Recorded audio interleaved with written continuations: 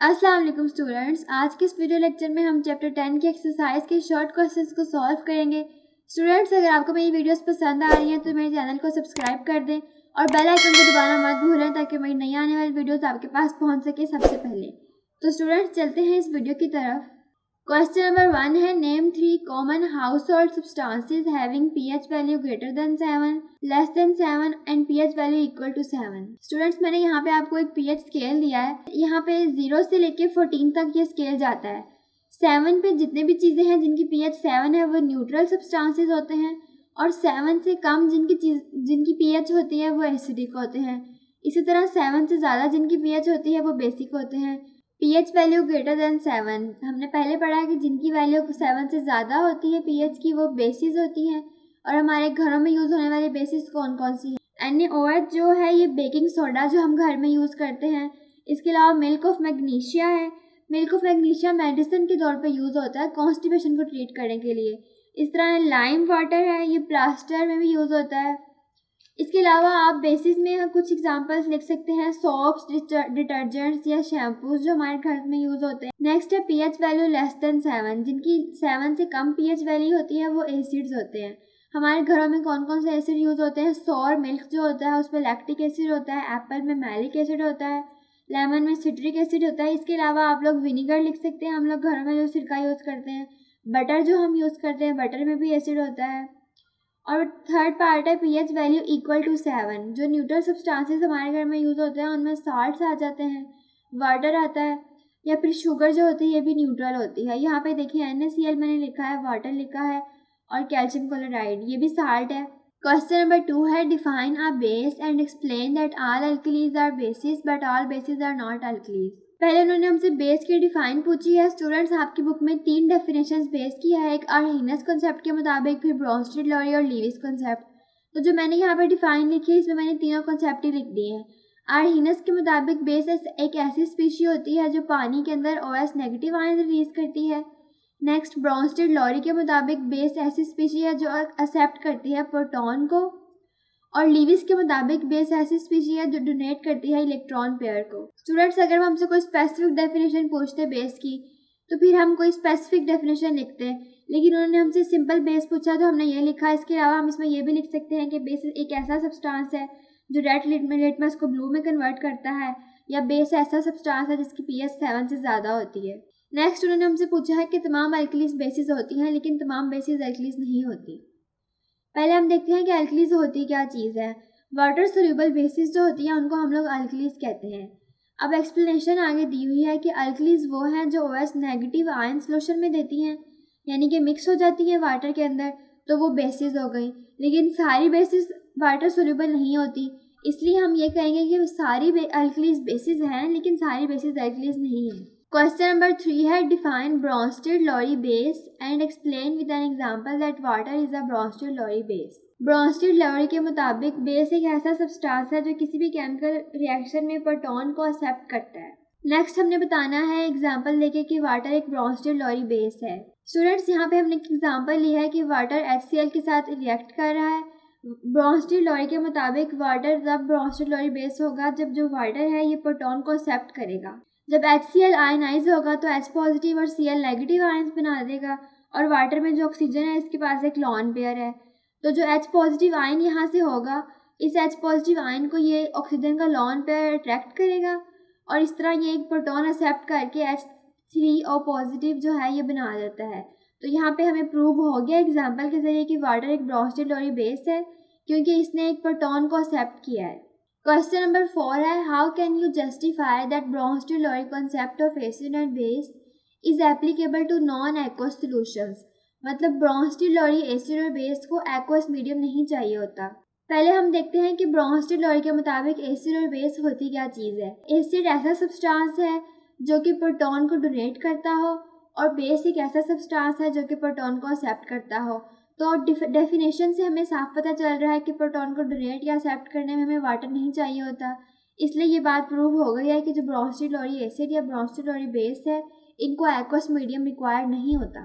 आगे हम ये लिख देंगे, hence this is applicable to non aqueous solution. Question number 5 है, which kind of bond is form between Lewis acid and a base.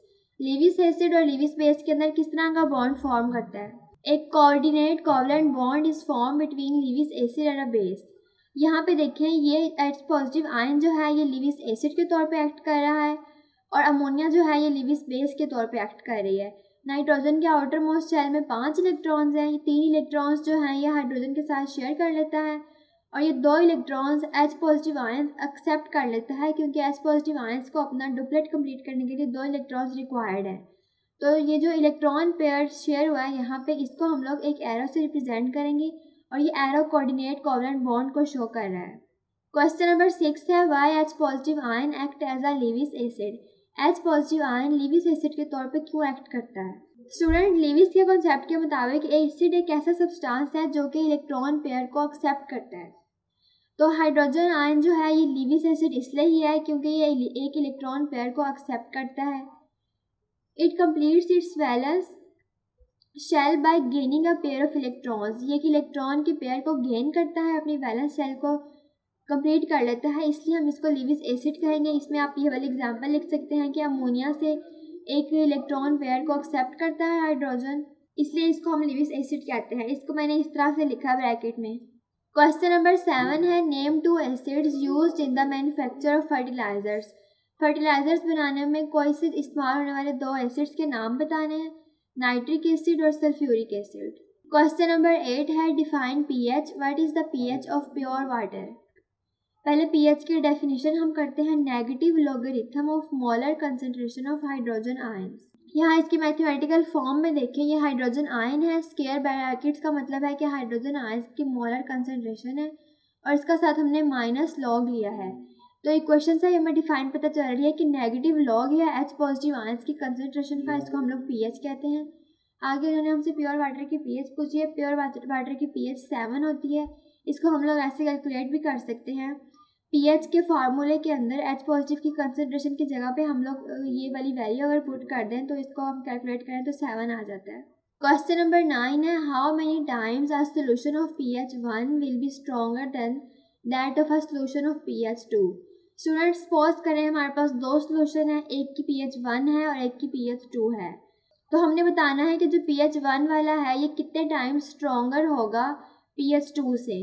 तो जो pH1 वाला सोल्यूशन है ये 10 टाइम्स स्ट्रॉन्गर होगा pH2 से और इसकी रीज़न ये है कि pH1 में 10 टाइम्स ज़्यादा कंसंट्रेशन होगी H पॉजिटिव आयंस की। क्वेश्चन नंबर 10 है define the following normal salt and basic salt. Normal salt क्या होते हैं? नॉर्मल साल्ट ऐसे साल्ट होते हैं जो कि H पॉजिटिव आयंस या फिर NH4 पॉजिटिव आयंस की कंप्लीट रिप्लेसमेंट से ये बनते हैं। रिप्लेसमेंट क्या चीज़ होती है? रिप्लेस का मतलब होता है कि एक चीज़ को हम रिमूव करें और उसकी जगह पे किसी और चीज़ को ला के रख दें। यहाँ पे एग्जांपल देखिए, एक हमने HCl लिया है, एक हमने KOH ली है। साल्ट का सबको पता है कि न्यूट्रलाइजेशन रिएक्शन से साल्ट बनता है। न्यूट्रलाइजेशन रिएक्शन क्या होता है कि एक एसिड और एक बेस जब रिएक्ट करता है तो वो साल्ट बनाता है। ये सिंपल न्यूट्रलाइजेशन रिएक्शन है। इसमें हमने एक एसिड लिया हुआ है, एक ये वाली बेस ली हुई है। HCl जो होगा जब ये अपने आयंस में कन्वर्ट होगा H के ऊपर पॉजिटिव आयन आ जाएगा, Cl के ऊपर नेगेटिव आयन आ जाएगा। इसमें यहाँ से H पॉजिटिव आयन रिमूव हो जाएगा और K जो है यहाँ पे रिप्लेस कर देगा। ठीक है, आपको डिफाइन समझ आ गई है। ये फॉर्म होता है टोटल रिप्लेसमेंट। मुकम्मल तौर पे रिप्लेस होगा H positive ion bye positive metal ion या फिर NH4 आयन से। तो यहाँ पे साल्ट बन जाएगा KCl का। इसमें भी जो H पॉजिटिव आयन्स होंगे ये कम्प्लीटली रिप्लेस हो गए। जितने भी H पॉजिटिव आयन है ये सारे रिप्लेस हो जाएंगे जिंक के साथ। जिंक एक मेटल है, मेटल के साथ रिप्लेस हो जाएंगे और ये एक साल्ट बन गया। Basic salt a salt form by incomplete neutralisation of polyhydroxy base by an acid. पहले हम देखते हैं कि न्यूट्रलाइजेशन क्या चीज़ होती है। न्यूट्रलाइजेशन हमने रिएक्शन पढ़ा है, ऐसा रिएक्शन जिसमें एसिड और बेस मिलकर साल्ट बनाते हैं। अब बेसिक साल्ट की फॉर्मेशन इनकम्प्लीट न्यूट्रलाइजेशन से होनी है और इसमें क्या ज़रूरी है कि एक पॉलीहाइड्रोक्सी बेस हो और वो एसिड के साथ रिएक्ट करे। पॉलीहाइड्रोक्सी नेम से शुरू हो रहा है कि उसमें हाइड्रोक्साइड आयन ज़्यादा हो। अब हाइड्रोक्साइड आयन एक बेस में कितने हो सकते हैं?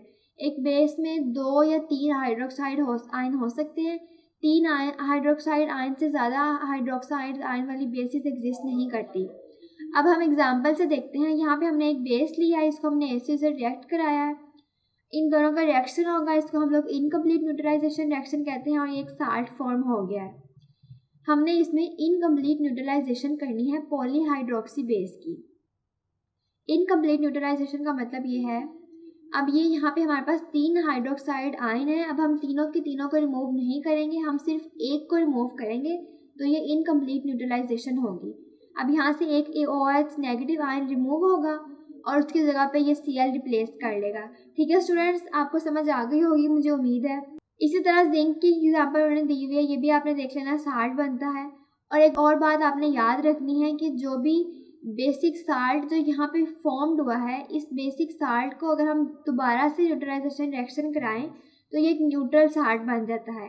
और हम इसका तब तक न्यूट्रलाइजेशन रिएक्शन कराएंगे जब तक इसके अंदर से सारे OH नेगेटिव आयंस खत्म हो जाएं, तो फिर एंड पे जो बचेगा वो न्यूट्रल साल्ट होगा। ठीक है स्टूडेंट्स, अगर आपको किसी भी क्वेश्चन की समझ नहीं आती तो आप मुझसे कमेंट सेक्शन में लाजमी पूछ लिया करें। क्वेश्चन नंबर 11 है, sodium sulphate is a neutral salt while sodium bisulphate is a acidic salt, justify.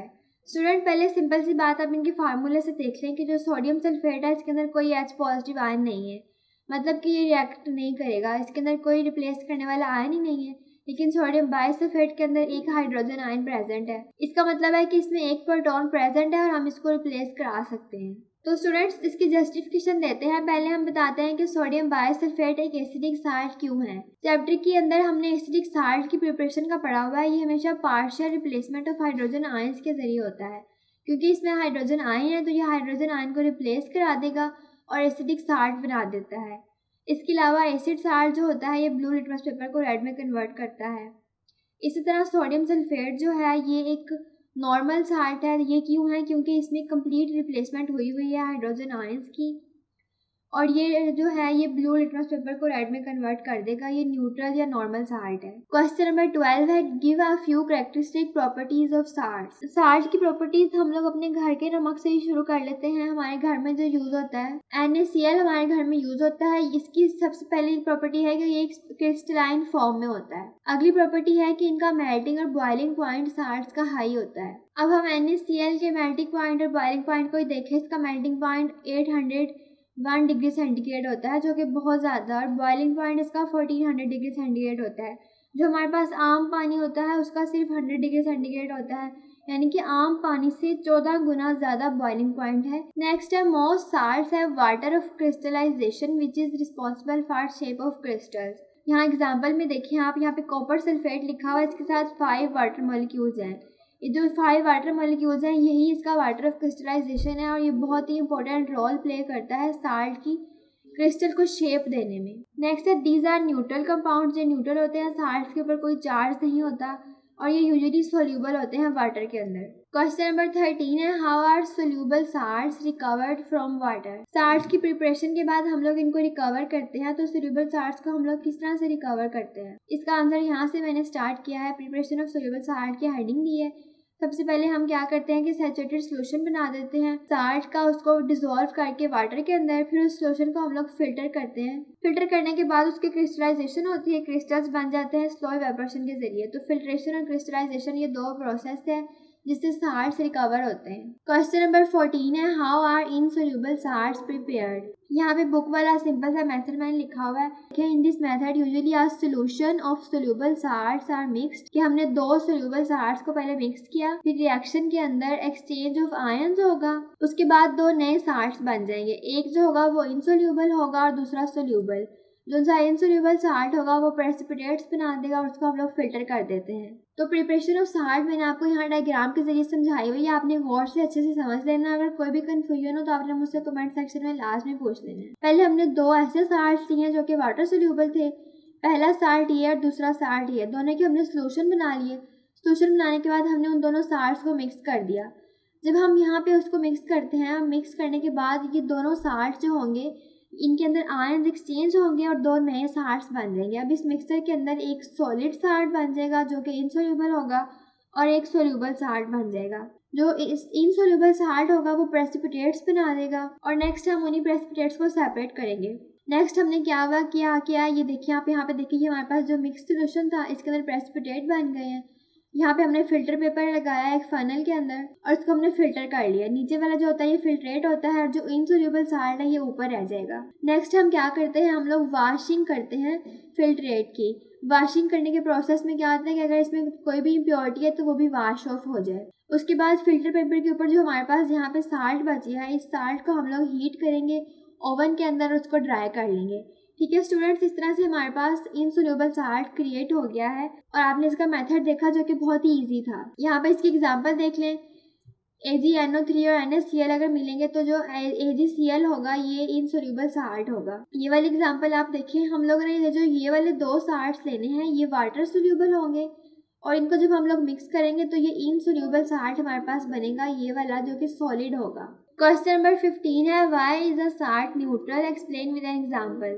Salt neutral इसलिए होते हैं क्योंकि ये न्यूट्रलाइजेशन रिएक्शन से बनते हैं एसिड और बेस की, और इसके अलावा साल्ट्स में नंबर ऑफ पॉजिटिव और नेगेटिव आयंस हमेशा इक्वल होते हैं, इसलिए ये न्यूट्रल होते हैं। यहाँ पे देखिए साल्ट्स में 2 तरह की बातें होती हैं। पहली बात तो ये है कि इसमें नंबर ऑफ चार्जेस हमेशा सेम होते हैं, और दूसरी बात यह है कि इनमें नंबर ऑफ आयंस डिफरेंट भी होते हैं या सेम भी हो सकते हैं।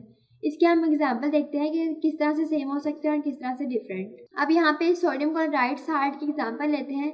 इसमें नंबर ऑफ चार्जेस जो हैं ये सेम होगा, सोडियम के ऊपर भी एक ही +1 का चार्ज है, क्लोरीन के ऊपर -1 का चार्ज है, और इसमें जो नंबर ऑफ आयंस होंगे ये भी सेम होंगे, एक ही सोडियम आयन है और एक ही क्लोरीन आयन है। अब हम एक और एग्जांपल लेते हैं मैग्नीशियम क्लोराइड की।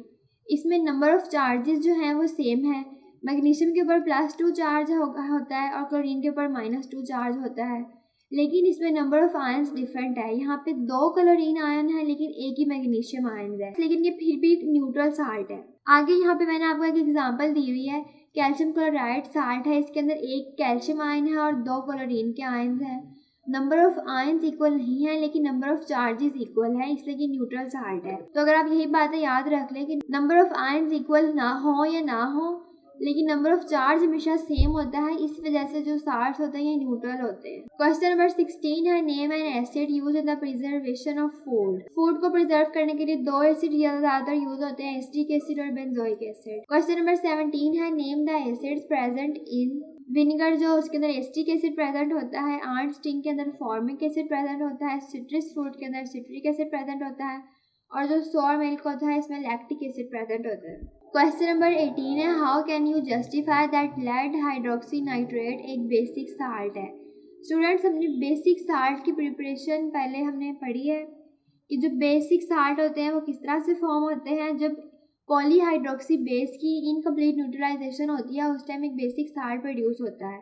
तो इसमें भी यही रीज़न है, लेड हाइड्रोक्सी नाइट्रेट जो है ये क्योंकि incomplete neutralisation of polyhydroxy base से बना होता है, इसलिए ये एक बेसिक साल्ट है। इसके अलावा मैंने आपको एक बात बताई थी कि जो बेसिक साल्ट होता है अगर हम इसके मज़ीद न्यूट्रलाइजेशन रिएक्शन कराएं तो ये एक न्यूट्रल साल्ट बना देता है। अब यहाँ पे देखिए लेड हाइड्रोक्सी नाइट्रेट जो है इसका हमने दोबारा रिएक्शन कराया एसिड के साथ, और यहाँ पे सारे OH नेगेटिव आयंस इसके रिप्लेस हो गए, तो ये जो बना है ये एक न्यूट्रल साल्ट है। हमेशा बेसिक साल्ट की जब हम बार बार न्यूट्रलाइजेशन कराते हैं तो एंड में आके न्यूट्रल साल्ट ही फॉर्म होता है। क्वेश्चन नंबर 19 है, you are in a need of an acidic salt, how can you prepare it. आपको एक एसिडिक साल्ट की ज़रूरत है तो आप इसको किस तरह से तैयार करेंगे। अगर किसी एसिड के अंदर से हाइड्रोजन आयंस की पार्शियल रिप्लेसमेंट होती है तो एसिडिक साल्ट बन जाता है। यहाँ पे देखिए, they are prepared by partial replacement of ionisable H positive ions by positive metal ion. Example में देखें, इधर H2SO4 और पोटाशियम हाइड्रोक्साइड है, और ये पोटाशियम बाइसल्फेट की एसिडिक साल्ट फॉर्म होता है। ये उस टाइम फॉर्म होगा जब ये जो एसिड है इसके अंदर से H पॉजिटिव आयन की रिप्लेसमेंट होगी। क्वेश्चन नंबर 20 और लास्ट क्वेश्चन है, which salt is used to prepare plaster of Paris. Calcium sulphate जो है ये प्लास्टर ऑफ पेरिस को बनाने के लिए काम आता है। तो स्टूडेंट्स, इसके साथ ही आज का लेक्चर खत्म हुआ। अगर आपको मेरी वीडियोस पसंद आती हैं तो मेरे चैनल को जरूर सब्सक्राइब करें और मेरी हेल्प करें मेरे 1000 सब्सक्राइबर्स को कंप्लीट करने में। और इसके साथ ही मैंने आपको नोट्स दिए होते हैं डिस्क्रिप्शन में, तो जाके ज़रूर देख लिया करें। तो स्टूडेंट्स, आज के लिए अल्लाह हाफिज़, मिलते हैं बहुत जल्द अगली वीडियो में।